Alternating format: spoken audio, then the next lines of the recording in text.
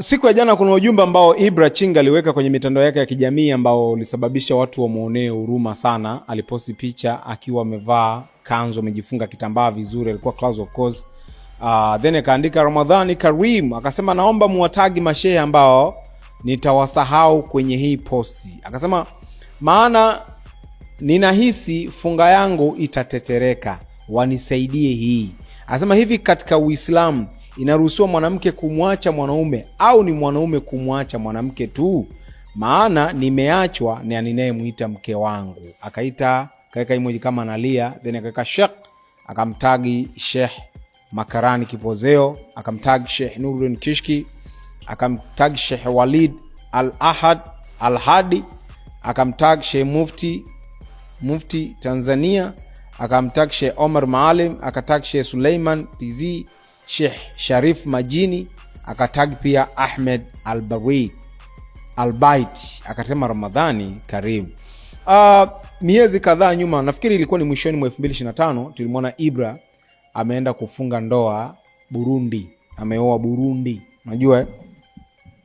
Na kuna kipindi alifanywa interview akasema mke wake yuko nje, yeye anaishi Tanzania.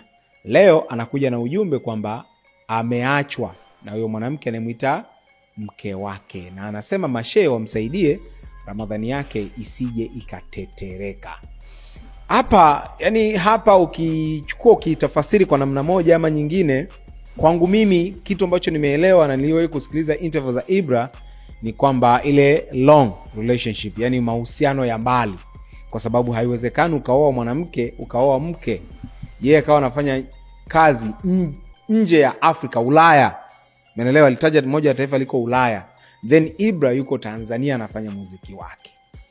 Yani kwa hapo, hata kama hawa maustazi amewatagi, sijui na sijajua sababu nini, lakini mimi najaribu kutolea mfano kwa maneno yake aliyoyazungumza na hiki ambacho amekiandika.